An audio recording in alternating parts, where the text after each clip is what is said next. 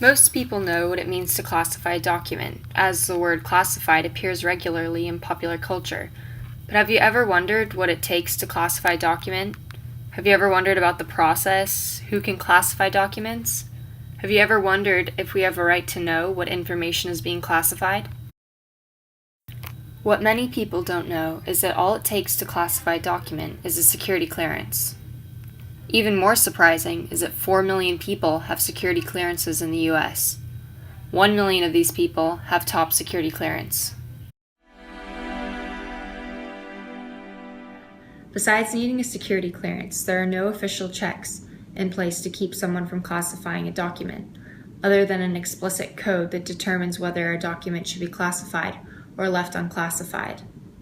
When classifying a document, the classifier must put down the date of classification, the level of classification desired, the part of the classification code that the document pertains to, the desired date of declassification, and the name of the classifier.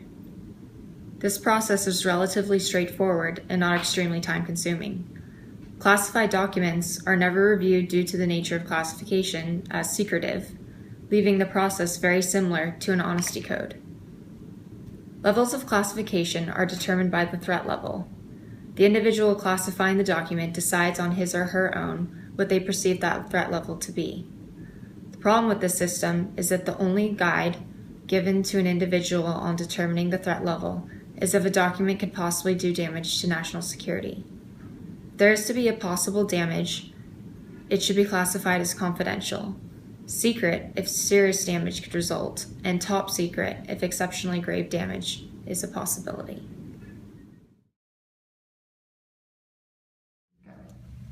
When a president comes into term, he defines the system that outlines the current term's classification process by altering the systems that were already in place. On December 29, 2009, President Barack Obama issued Executive Order 13526 that outlined his term's process. Alongside his executive order, we also currently have the Freedom of Information Act, also known as FOIA, which describes the way information is handled between the government and its people. This act is a law that gives citizens the right to access information from the federal government. This is often described as the law that keeps citizens in the know about their government and its actions. The thing about this law that allows the government to keep information is that it has 9 exemptions that can make information private from the public. Specifically, in the first exemption, it outlines the government's right to classify information. The first exemption states that information can be kept from the public when and if it is for the purpose of protecting national security.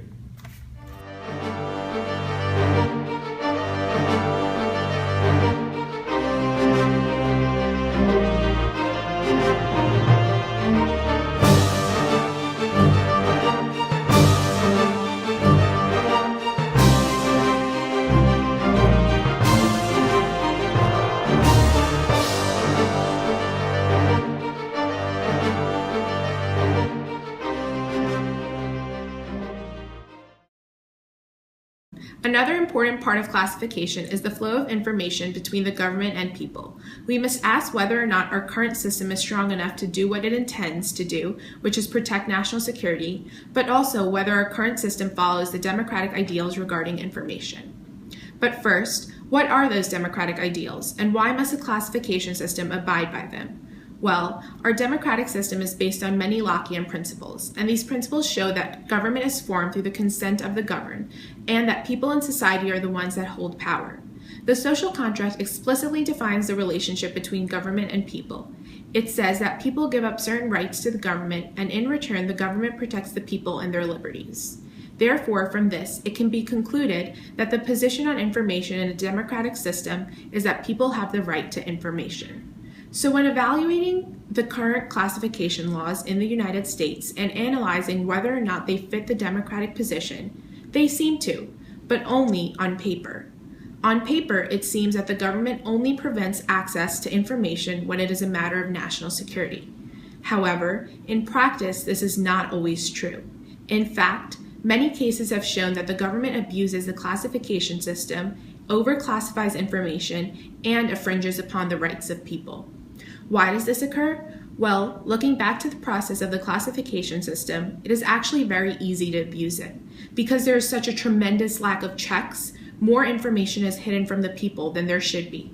More changes need to occur so that the classification system can protect the national security while maintaining democratic values. Recognize that some of these things are actually abuses, and when you talk to people about them in a place like this where this is the normal state of business, people tend not to take them very seriously and move on from them. But over time, that awareness of wrongdoing sort of builds up. These things need to be determined by the public, not by somebody who is simply hired by the government.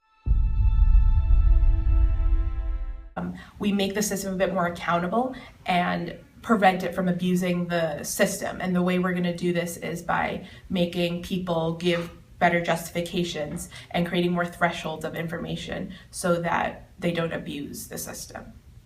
By just incorporating a more lengthy process for someone to classify a document, it allows the sort of secrecy and the nature of classification to stay the same because it's only the one person who's going to be looking at the document. Therefore, it remains secret. But also, hopefully, the idea is that by requiring them to put more time into classifying a document and justifying their answers, it will hopefully help eliminate menial information that's being classified. So the hope for this is that eventually it'll get to the point that with making the process longer and all the extra steps that people have to go through to classify things, either they'll have justification for why the thing is classified, or they'll realize that the information doesn't have to be classified, and so it'll be released to the public. By making the process more specific, we're decreasing the chances of overclassification and thus protecting both national security and democratic principles. Throughout American history, intelligence has helped secure our country and our freedoms.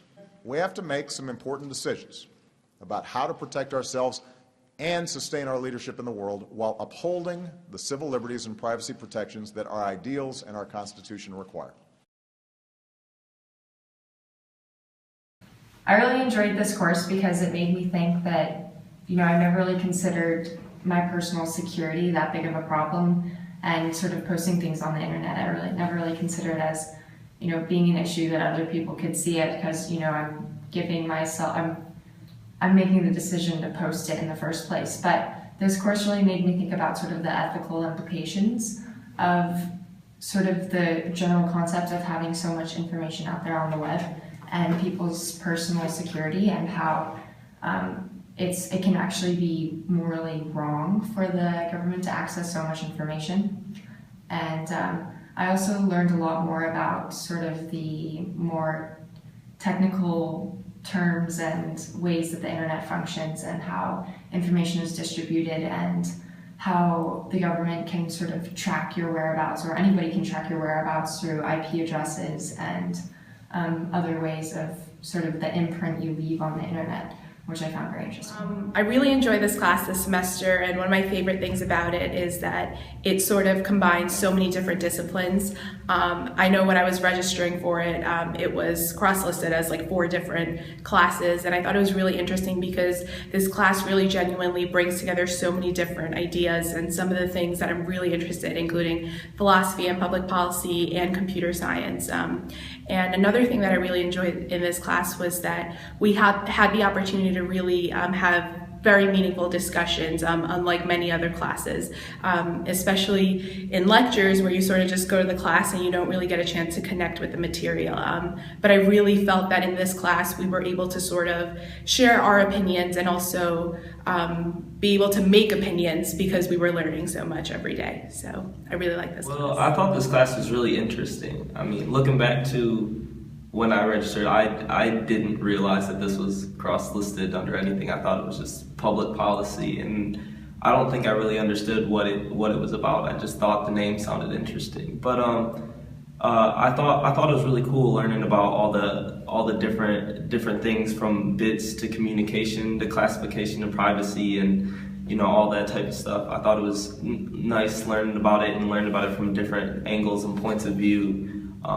I really liked it, and I think I got to learn a lot about things that I didn't always think about, but it's nice to know, because it really is like a part of life, and it's just, nice to know about it.